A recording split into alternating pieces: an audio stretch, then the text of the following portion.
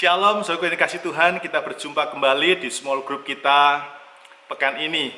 Kita berada di situasi yang berbeda, dan seperti yang saya sudah sampaikan beberapa waktu yang lalu, Tuhan sedang memulai satu musim yang baru, di mana Anda mulai hari-hari ini lebih sering ada di rumah, Anda bekerja dari rumah, Anda ibadah bahkan sebagian ada di rumah, Anda belajar juga di rumah. Nah, di tengah-tengah situasi yang seperti ini, Tuhan taruhkan sebuah impresi di hati saya untuk kita memulai kembali small group kita.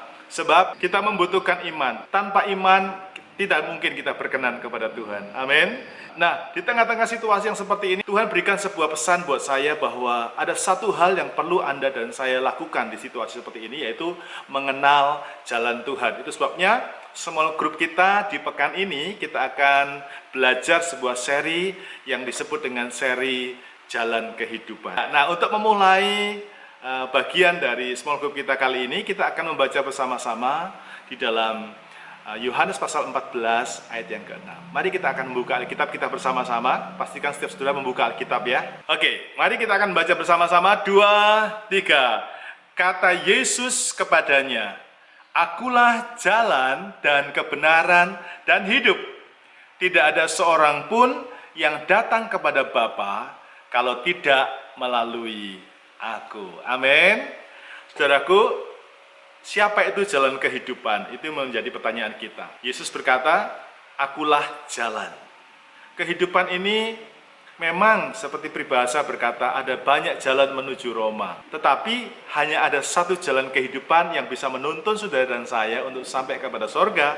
Dan Alkitab berkata, jalan itu adalah Tuhan Yesus Kristus. Amin. Katakan sama-sama, Yesus adalah jalan kehidupan kekal. 2, 3. Nah, untuk sampai kepada jalan kehidupan kekal, kita mesti tahu, yaitu bahwa kita harus mengikut Yesus. Tanpa Yesus, kita tidak akan pernah mungkin sampai kepada kehidupan yang kekal.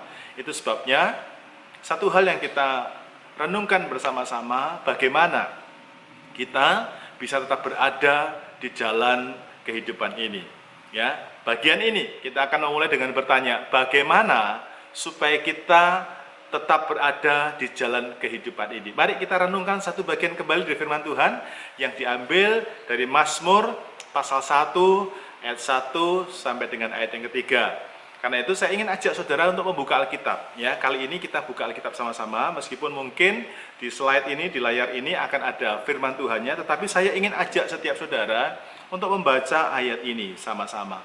Mazmur pasal 1 ayat 1 sampai dengan ayat yang ketiga. Ya, kalau kita bisa baca ini dan renungkan sama-sama, nanti Bapak Ibu Saudara akan mendapatkan kekuatan dan engkau akan tetap berada di jalan kehidupan. Demikian firman Tuhan. 2, 3.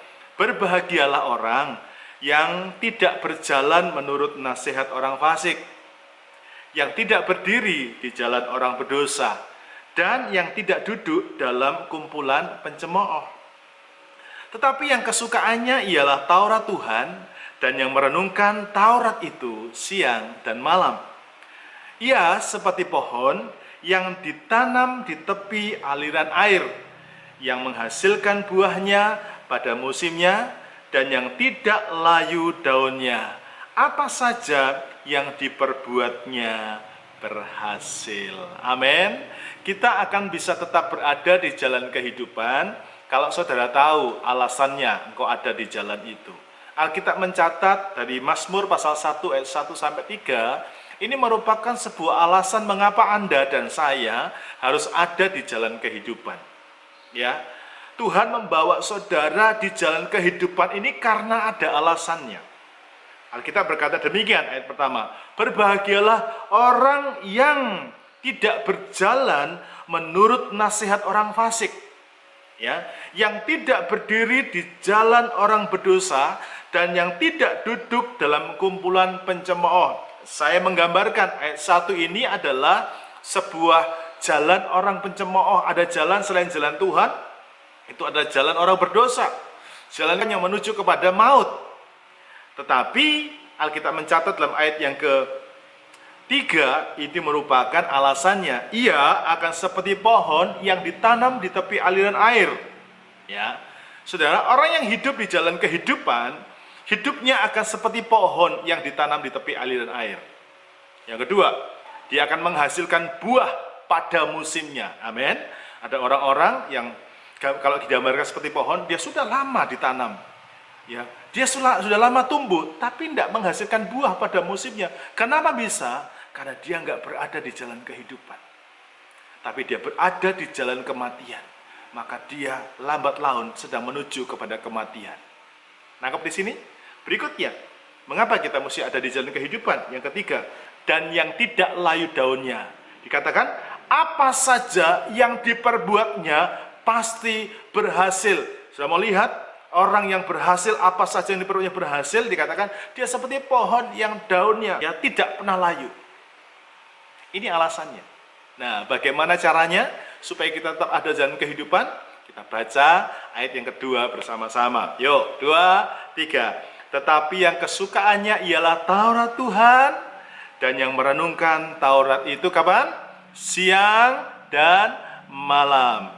Kata siang dan malam ini untuk menjelaskan bahwa dalam satu hari, dalam 24 jam itu ada masa terang dan ada masa gelap. Di masa itulah engkau setiap hari, Alkitab berkata, sukanya adalah Taurat Tuhan.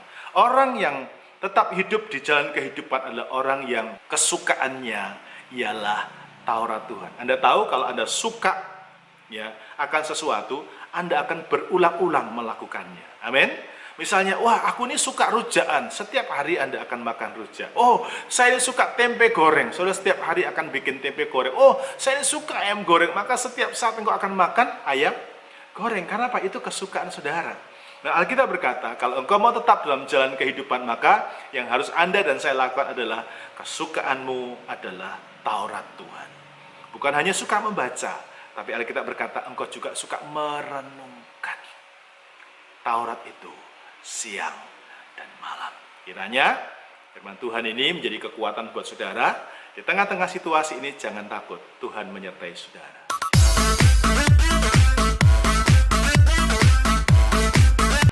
Oke, saatnya kita memasuki bagian diskusi kita. Dan dalam diskusi kita kali ini, kita akan diskusikan secara online juga. Bapak Ibu silakan masuk di WA saudara.